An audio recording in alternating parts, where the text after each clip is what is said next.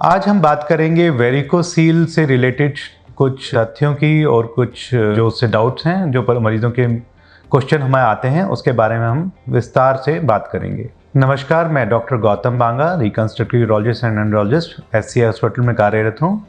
ये अस्पताल साउथ दिल्ली में GK1 में लोकेटेड है।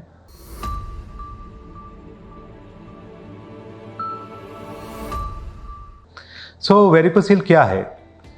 जो हमारी नसें हैं जो अंडकोश को से जो खून को लेके जाती हैं वो कई बार ख़राब होती हैं और वो फूल जाती हैं, जिससे वेरिकोसील की समस्या और कह सकते हैं जो फूली नसें हैं उनको वेरिकोसील कहते हैं। वेरिकोसील आखिर में क्या इम्पैक्ट डालती है हमारे शरीर पे? अगर जो नसें हैं जो सामान्य तरीके से सामान्य नंबर में होती हैं तो कोई तकलीफ़ वाली बात नहीं है, लेकिन जब ये फूल जाती हैं और इनमें ब्लड या रक्त इकट्ठा हो जाता है तो कहीं ना कहीं ये जो अंडकोश है या टेस्टिस है उसके फंक्शंस को अफेक्ट करता है। वेरिकोसील अलग अलग उम्र में अलग अलग तरीके से प्रेजेंट कर सकता है। इन यंग पेशेंट जो यंग युवा लोग हैं जो 18 से 25 साल के हैं, अगर उनमें वेरिकोसील की समस्या होती है, नसें फूल जाती हैं, उससे उन्हें कई बार दर्द बना रहता है जो कम ज़्यादा होता रहता है, पर हमेशा कह लीजिए कि 6 से 8 महीने या साल भर तक अगर दर्द रहता है तो उसके लिए चेक कराना ज़रूरी हो जाता है कि कहीं वेरिकोसील की समस्या है या नहीं है।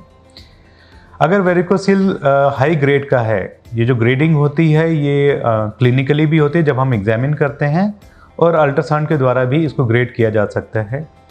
अगर हाई ग्रेड वेरिकोसील है तो उससे अंडकोश के फंक्शन अफेक्ट होने लग जाते हैं और दर्द जो है वो भी बढ़ सकता है। अगर यंग पेशेंट या कोई आपका बेटा है जिसको अंडकोश में दर्द रहता है तो मेरी राय है कि एक अल्ट्रासाउंड जरूर कराएं ताकि हम वेरिकोसील की समस्या को कहीं ना कहीं मिस ना कर जाएं। अगर वेरिकोसील लेटर एज में डायग्नोस होता है तो मोस्ट ऑफ द केसेस में इनफर्टिलिटी के साथ इसको पाया गया है। वेरिकोसील अगर हाई ग्रेड का है तो वो अंडकोश के जो स्पर्म फॉर्मेशन है उसको अफेक्ट करता है, और ज़्यादातर पुरुष जो हमारे पास वेरिकोसील के आते हैं उनमें स्पर्म की कमी या जो क्वालिटी है वो ख़राब पाई जाती है, और इसी कारण से वो इनफर्टिलिटी के शिकार हो जाते हैं और एक नॉर्मल जो वैवाहिक जीवन है उसमें कहीं ना कहीं प्रॉब्लम आती है।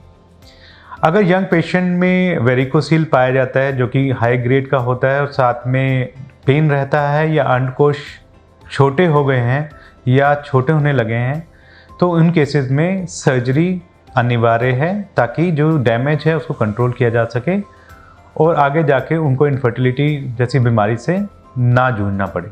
अगर पुरुष हमारे पास वेरिकोसील की समस्या के साथ आते हैं और साथ ही साथ में उनको इनफर्टिलिटी की प्रॉब्लम भी है तो हम उसमें पूरा इवैल्यूएशन करते हैं। हम देखते हैं कि क्या वेरिकोसील ही मेन कारण है इनफर्टिलिटी का, और अगर हमें लगता है कि वेरिकोसील एक ऐसा कारण है जिसको ठीक करने पे जो स्पर्म क्वालिटी वो बेहतर हो सकती है, उन केसेस में हम उन्हें सर्जरी की सलाह देते हैं।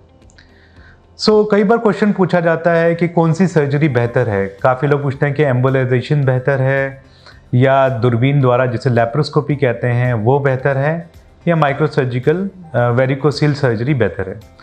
मैं आपको बताना चाहूँगा कि जो अभी वर्ल्ड ओवर जितनी भी स्टडीज़ की गई हैं पिछले कुछ 15-20 सालों में, उसमें माइक्रोसर्जिकल वेरिकोसिलेक्टमी को ही सबसे बेहतर सर्जिकल टेक्निक माना गया है और सबसे ज़्यादा बेनिफिट उसी से है और साइड इफ़ेक्ट्स मिनिमम है। तो अगर आप में से किसी को अंडकोश में दर्द रहता है, अगर छूने पे आपको नसें फूली हुई महसूस होती हैं, और या फिर आपको इनफर्टिलिटी है जिस मीन्स कि आपके जो स्पर्म पैरामीटर्स हैं वो ख़राब हैं, तो संकोच ना करें, घबराएं नहीं, तुरंत ही जल्द ही किसी एंड्रोलॉजिस्ट को दिखाएं। और अगर वेरिकोसील समस्या है तो इसका जो समाधान है सर्जरी है बहुत ही सेफ, सिंपल है और रिजल्ट्स बहुत अच्छे हैं। एंड माइक्रोसर्जिकल वेरिकोसिलेक्टमी हम लोग पिछले 10 साल से अपने सेंटर में कर रहे हैं, and we have treated more than thousands of patients, and results wise we have done deliver more than 90 to 95% improvement in semen parameters. मेरी सलाह यही है, एंड्रोलॉजिस्ट आपकी हेल्प के लिए हमेशा तत्पर हैं। अगर आपको समस्या है आप संपर्क करें, और आपकी अच्छी हेल्थ की कामना करते हुए मैं आपको यही सलाह दूंगा। और वेरिकोसिल से रिलेटेड अगर आपकी कोई भी क्वेरीज हैं तो मैं एज ए एंड्रोलॉजिस्ट हमेशा उसको आंसर करने के लिए तैयार हूँ। हमारे जो कॉन्टैक्ट नंबर हैं उस पर आप संपर्क कर सकते हैं, अपनी समस्या, अपने जो रिपोर्ट्स हैं, पुरानी रिपोर्ट है, वो शेयर कर सकते हैं और जितनी जल्दी हो सकेगा we'll try to reach you and हम आपकी जो समस्या है उसको हेल्प करेंगे सॉल्व करने में। धन्यवाद।